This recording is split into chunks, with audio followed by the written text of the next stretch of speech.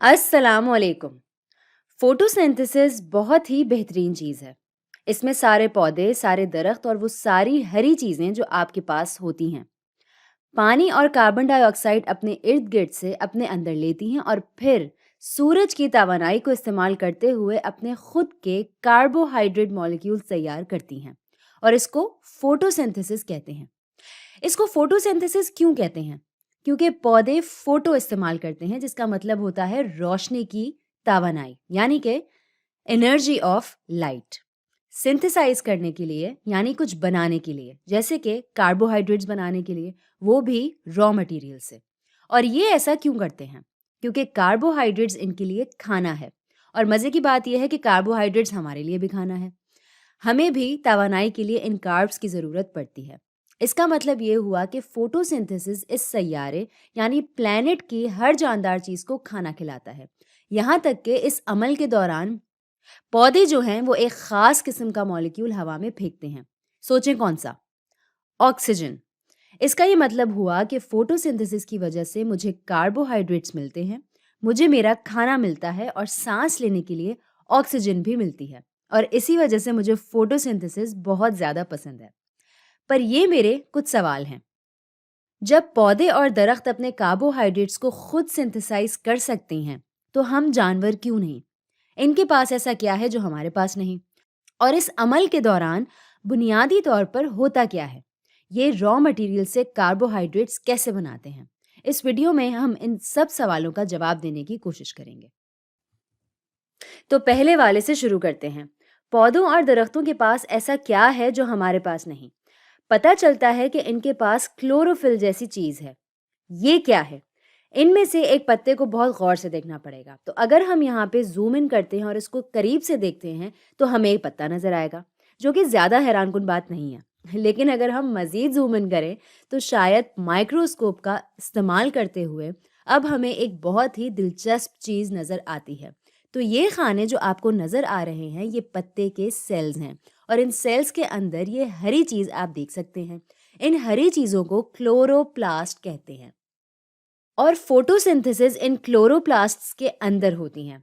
बहुत ही पेचीदा मॉलिक्यूल है इसके अंदर जो एक साथ काम करते हैं इस रद्द अमल यानी कि रिएक्शन को अंजाम तक पहुंचाने के लिए। अब एक जो सबसे अहम मॉलिक्यूल है इसके अंदर वो है एक पिगमेंट जिसे क्लोरोफिल कहते हैं। तो क्लोरोफिल एक पिगमेंट है जो इन हरी चीज़ों में पाया जाता है और क्लोरोफिल ही वजह है इनके हरे रंग के होने की।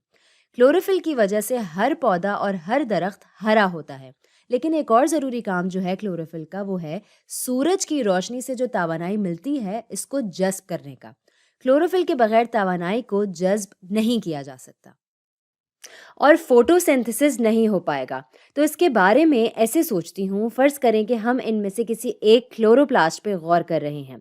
जैसे सूरज की रोशनी आकर इससे टकराती है, क्लोरोफिल इस तवानाई को जज़्ब कर लेता है और हर मॉलिक्यूल को दस्तयाब कर देता है।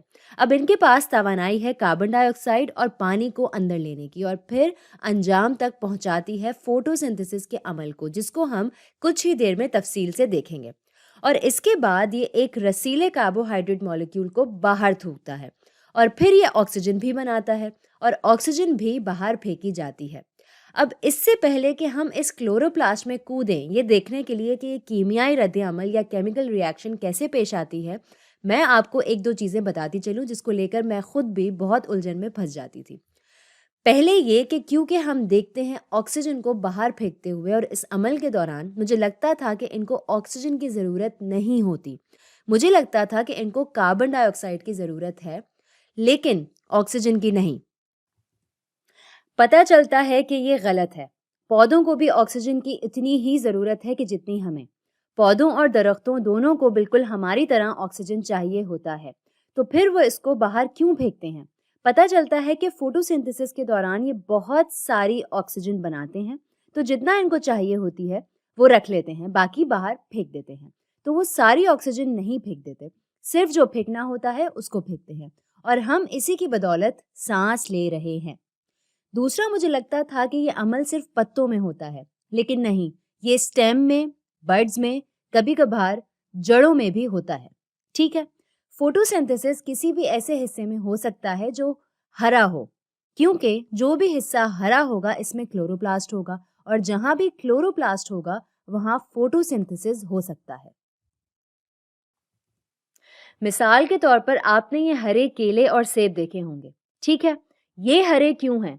क्लोरोफिल और क्लोरोप्लास्ट की वजह से। ये भी फोटोसिंथेसिस कर सकते हैं।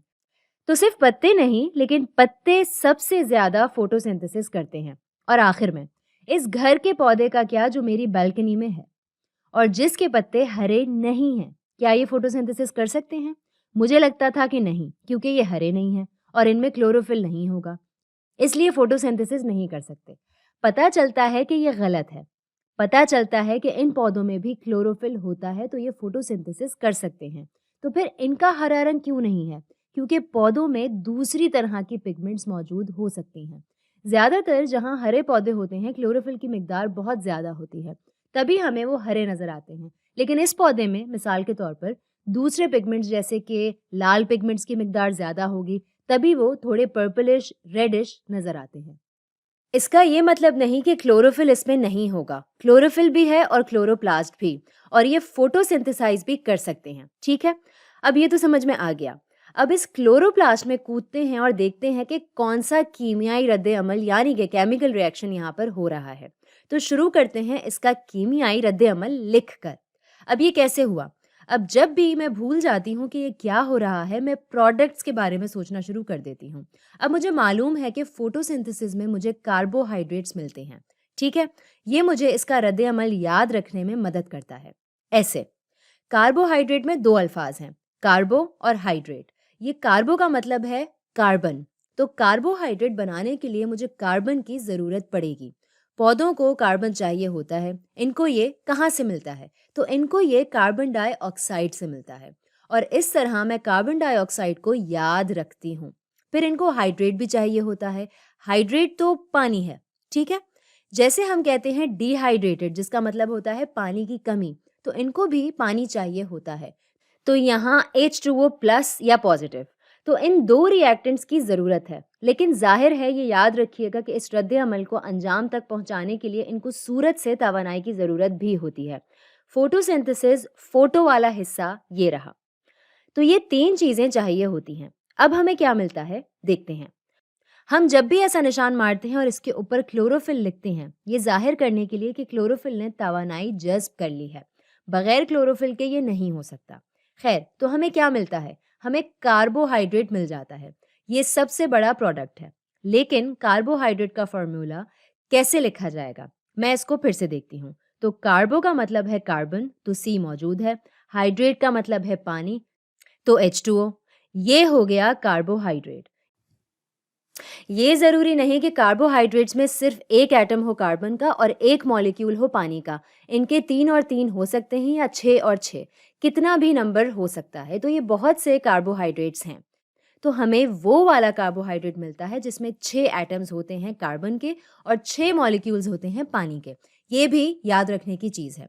तो हमें जो मिलता है इसमें ये 6 होते हैं, और ये मॉलिक्यूल इस कार्बोहाइड्रेट को एक नाम दिया है, और वो है ग्लूकोज। तो फोटोसिंथेसिस से हमें ग्लूकोज मिलता है। इसके अलावा और क्या? हमें एक और प्रोडक्ट मिलता है। वो कौन सा है? एक बाय प्रोडक्ट जो ये बाहर फेंक देते हैं। वो कौन सा है? Plus oxygen. और अभी आप देख लेंगे कि मैंने ऑक्सीजन को ये रंग क्यों दिया है, और ये है हमारा कीमियाई रद्द अमल। लेकिन अगर आप गौर से देखें तो आपको अंदाज़ा होगा कि ये बैलेंस्ड नहीं है।